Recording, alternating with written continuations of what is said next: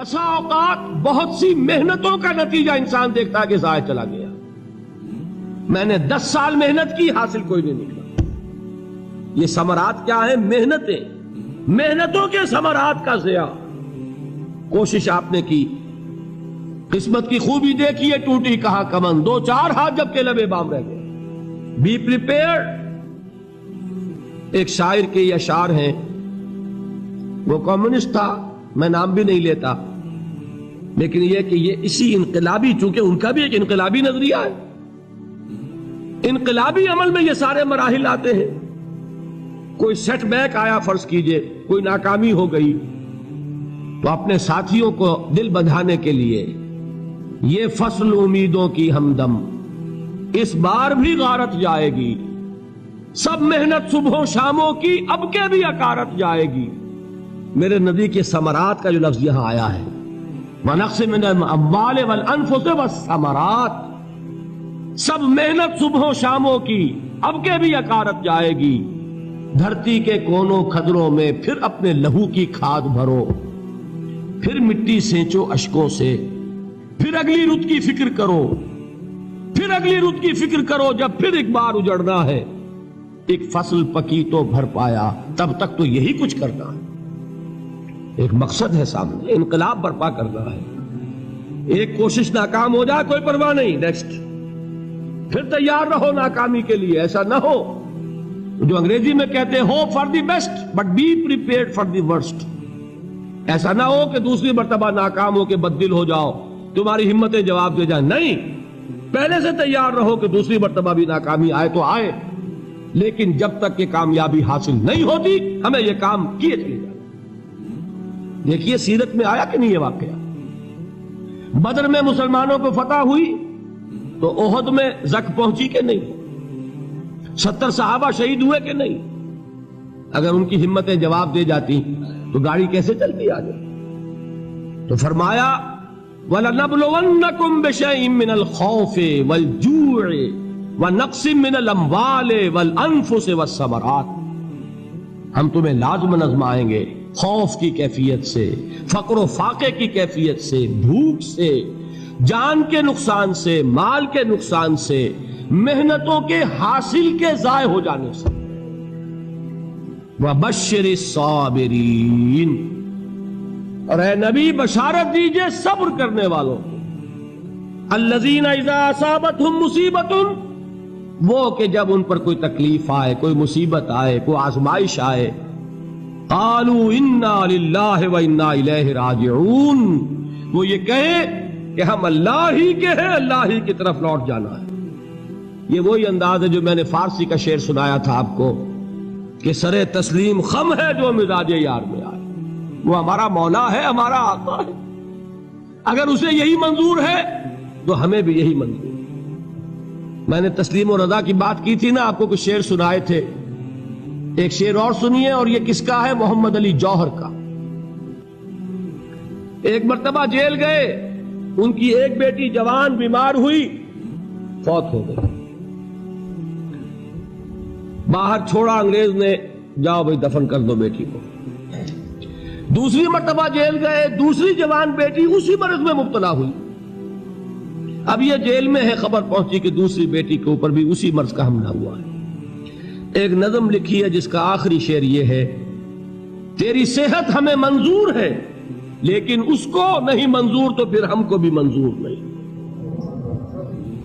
یہ ہے، جب تک یہ کیفیت نہ ہو اس میدان میں آدمی ثابت قدم نہیں رہ سکتا کہ میرے رب کو اگر یہ منظور ہے تو یہی مجھے منظور ہے، اور تیری صحت ہمیں چاہیے تو ضرور، لیکن ہمارے رب کو منظور نہیں تو ہمیں بھی منظور. راضی برضائے رب.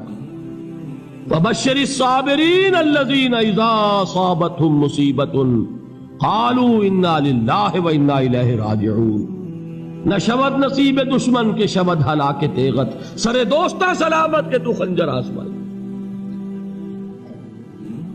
اولئک علیہم صلوات من ربہم ورحمہ، یہی ہے وہ لوگ جن پر ان کے رب کی طرف سے عنایتیں ہیں اور رحمتیں ہیں. وَأُولَٰئِكَ هُمُ الْمُهْتَدُونَ، اور یہی ہے وہ لوگ جو کامیاب ہونے والے ہیں، ہدایت پانے والے، ہدایت یافتہ.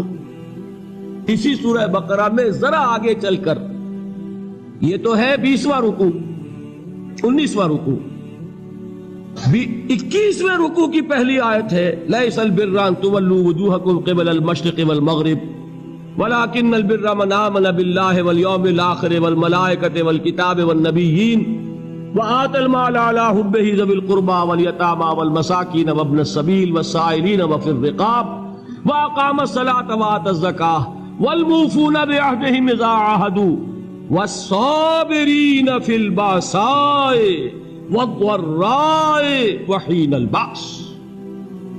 اب یہ آیت جو ہے سورۃ العصر میں جو مضامین آئے تھے سارے اس میں موجود ہیں۔ وہاں ایمان کا لفظ آیا، یہاں 5 ایمانیات کی تفصیل آ گئی، اعمال کی تفصیل آئی، اور آخری بات وہاں کیا ہے وَتَوَاصَوْا بِالصَّبْرِ، اور یہاں کیا ہے وَالصَّابِرِينَ فِي الْبَأْسَاءِ وَالضَّرَّاءِ وَحِينَ الْبَأْسِ، اور صبر کرنے والے، اصل نیکی ان کی ہے جو صبر کریں، کس میں؟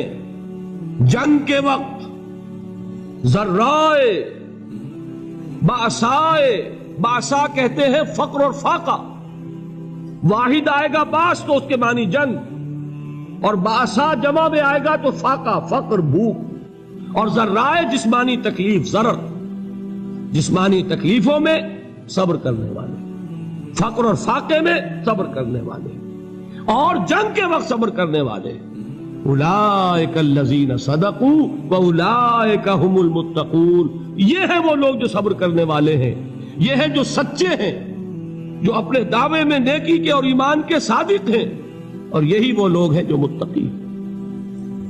اگلی سورت ہے سورہ آل عمران، اس میں 2 لفظ آئے ہیں، آخری آیت یا ایھا الذین آمنوا اصبروا وصابروا ورابطوا واتقوا اللہ لعلکم تفلحون۔ دیکھیے یہاں صبر اور صابر، جو تعلق جوہد اور جہاد کا ہے وہی ہے صبر اور مصابرت۔ صبر ایک طرفہ عمل ہے، آپ جھیل رہے ہیں، برداشت کر رہے ہیں، صبر علی المعصیہ، صبر علی الطاعہ، صبر علی الابتلاء، یہ سب کیا ہے؟ صبر۔ اور مصابرت کیا ہے؟ صبر کا صبر سے مقابلہ۔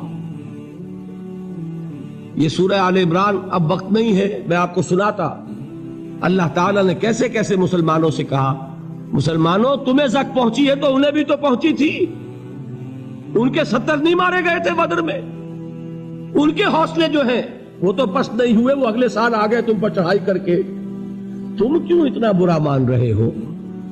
تمہارے دل اتنے زخمی کیوں ہو گئے؟ تمہیں تکلیف پہنچتی ہے تو انہیں بھی پہنچتی ہے۔ اپنی غیرت جو ہے ہمیں ذرا اس کا جائزہ لینا چاہیے۔ لوگ باطل نظریات کے لیے کتنی قربانیاں دے رہے ہیں، لوگ باطل چیزوں کے فروغ کے لیے کتنی محنتیں کر رہے ہیں۔ جیسا کہ میں نے ابھی کہا تھا، اسی غیرت کو چیلنج کرنے کے لیے، ذرا آپ کی حمیت دینی کو جوش دلانے کے لیے، قادیانی نوجوان کتنی تعداد میں اپنے آپ کو دین کے لیے وقف کرتا ہے، اور آپ کتنے نوجوان ہیں جو اپنے آپ کو دین کے لیے وقف کرتے ہیں، اور ہوں وہ کھاتے پیتے گھرانوں کے لوگ۔ یہ نہیں ہے کہ اگر کوئی اور کام نہیں کر سکتا تو پھر یہ ہے کہ وہ دین کے کام میں لگ جائے۔ باصلاحیت لوگ، کھاتے پیتے لوگ، ذہنی استعداد رکھنے والے لوگ، اونچے گھرانوں کے لوگ، وہ وقف کریں اپنے آپ کو دین کے لیے۔ اس کے بغیر کیسے باہر آ جائے گی، کیسے رونق آ جائے گی؟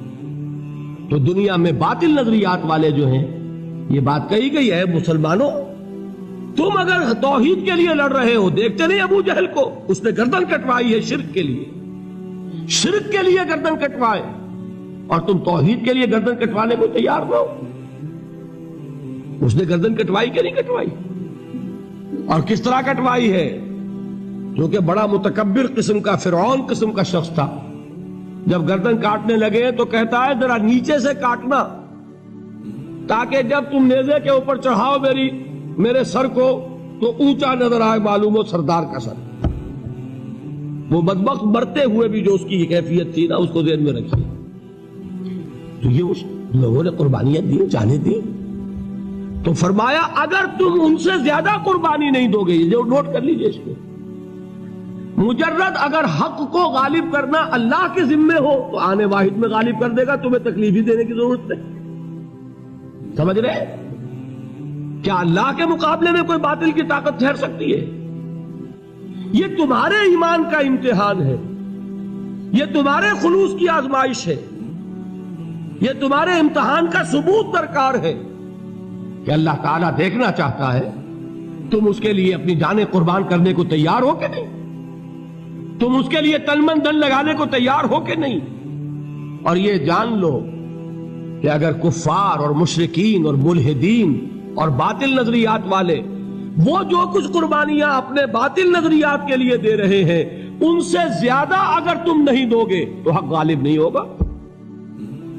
انہوں نے جو صبر کیا ہے اپنے باطل نظریات پر، اگر تم اس سے زیادہ صبر کا ثبوت نہیں دو گے اپنے اس حق پر تو حق غالب نہیں ہوگا۔ اس لیے فرمایا یا ایھا الذین آمنوا اصبروا وصابروا، نہ صرف یہ کہ صبر کرو بلکہ صبر میں اپنے دشمنوں سے آگے نکلو، ان کے صبر سے بڑھ کر صبر کرو۔ وَرَابِطُوا، مرابطہ کہتے ہیں چوکس رہنا، ہوشیار، پہرا دو، ایسا نہ ہو کہ دشمن جو ہے غفلت میں تمہارے اوپر کوئی حملہ جو ہے کر بیٹھے۔ وَاتَّقُوا اللَّهَ، اور اللہ کا تقوی اختیار کرو، لعلکم تفلحون، تاکہ تم فلاح پاؤ۔